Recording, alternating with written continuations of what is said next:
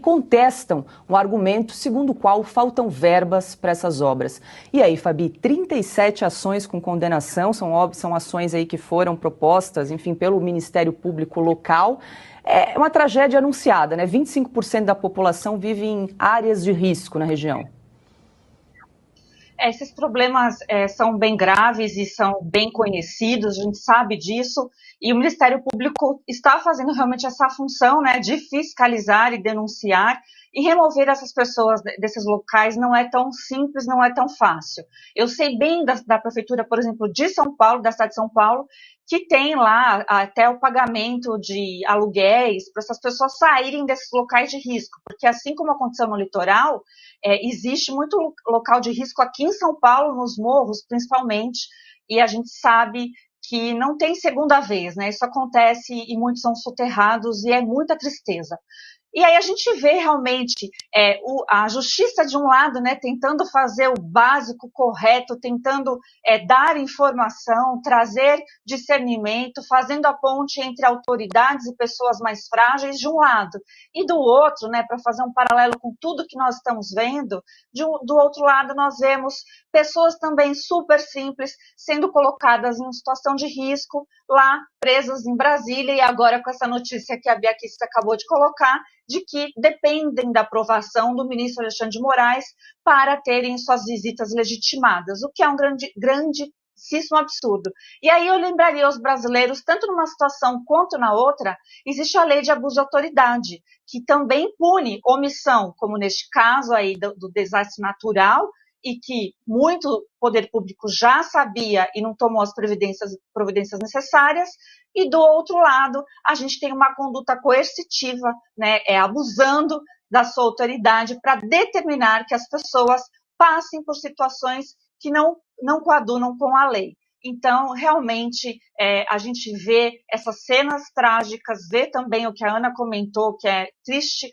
demais as pessoas serem saqueadas e a gente não entende o porquê tudo isso acontece. E aí eu ligo ao comentário do Augusto Nunes: o Brasil é um país violento e ficam brincando com as leis que nós temos de interpretação conforme o cliente, né, à la carte. E aí a gente vê tudo isso indo lama abaixo, como nas imagens que a gente está vendo. Então, realmente, contar com o poder público nesta hora é muito difícil. E aí a gente tem que rogar para Deus.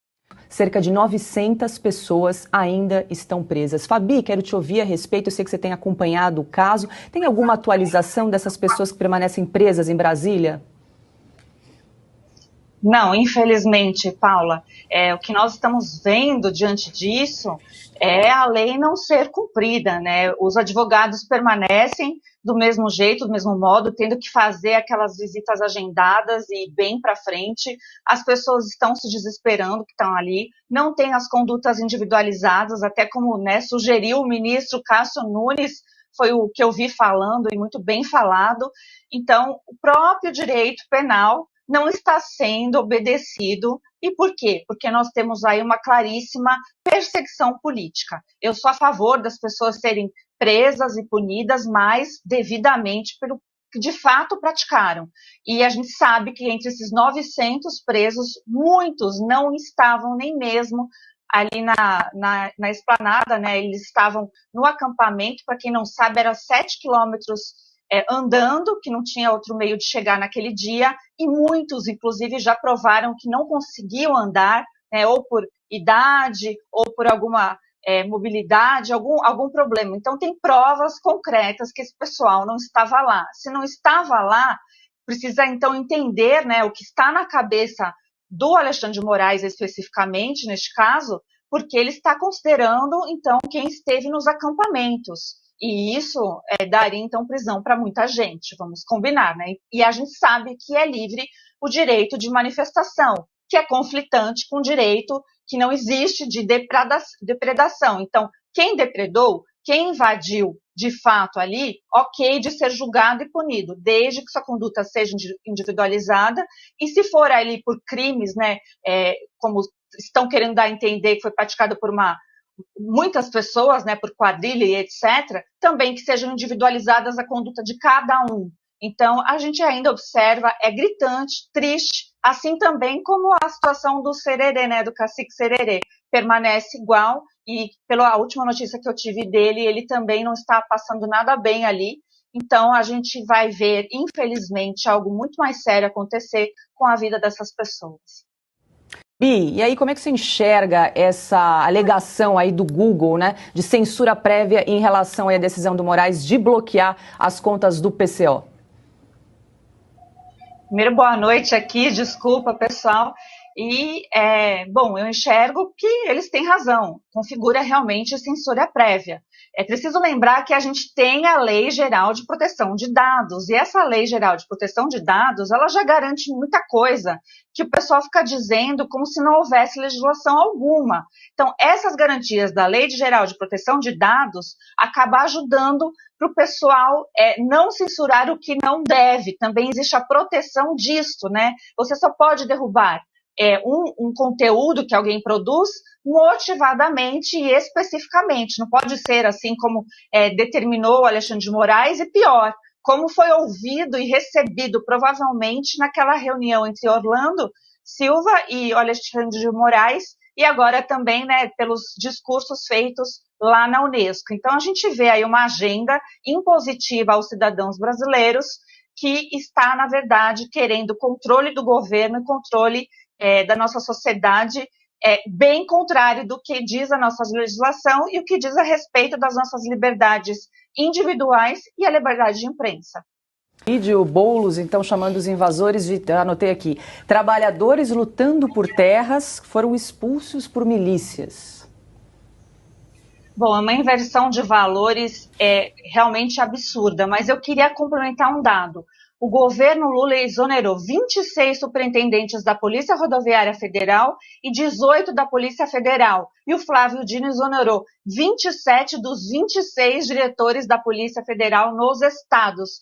E até agora esse pessoal não foi renomeado. Não temos pessoas nesses locais. Vocês imaginam o que está reverberando de prejuízo formal para a sociedade brasileira aí nesse tal de Carnaval Vermelho, ou mesmo lá no desastre, do maior desastre, né, de São Paulo, do Brasil, talvez realmente bem gritante, sem a ajuda formal, né, de quem entende, de pessoas aptas. Então, é isso. De um lado, a gente tem que entender que alguém como Boulos tem a capacidade de chamar outras pessoas de miliciano, não se colocando talvez como tal, né?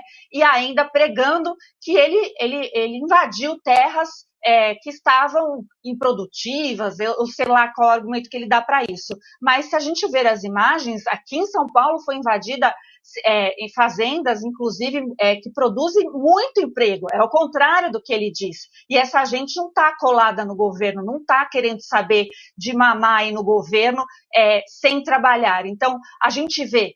Olha só, quanta política em desfavor do avanço que o Brasil teve há pouquíssimo tempo.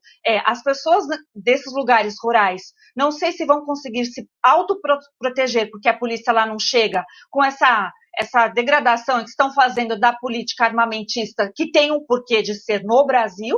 E aí a gente vê também as falas de Boulos, como disse Augusto Nunes, tentando ser prefeito da cidade de São Paulo, mas a gente não pode ignorar que pelo TSE ele recebeu, né, a maioria dos votos da cidade aqui de São Paulo. Eu me pergunto, como que essas pessoas, São Paulo, que é a maior cidade, né, de produção também, por trabalho, vai admitir um sujeito desse como prefeito de São Paulo? Não tem o maior cabimento. E eu gostaria até também de chamar atenção aí para os jornalistas que vivem nos criticando, cadê um estudo, então, legítimo de quanto reverberou negativamente exonerar esse pessoal aqui da polícia que eu citei, Polícia Rodoviária Federal e Polícia Federal, nessas ações sangrentas, né, porque o vermelho deve ser de sangue, e também no desastre, a ausência, né, de talvez ajuda que esse pessoal precisa, e nos saques lá que o pessoal levou ajuda humanitária. É esse o Brasil que a esquerda quer.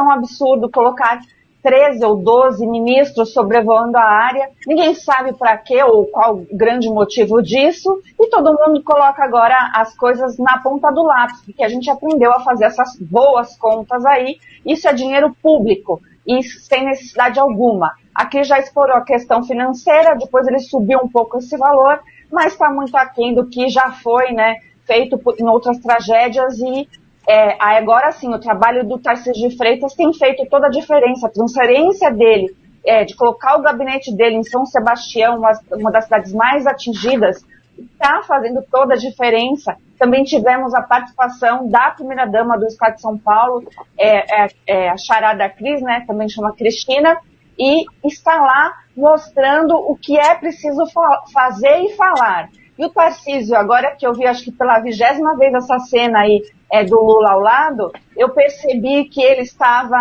contendo o riso, como talvez eu faria, porque é difícil a situação. Ele sabe que ele precisa de verba do governo federal e também sabe que precisa também de autorizações do governo federal.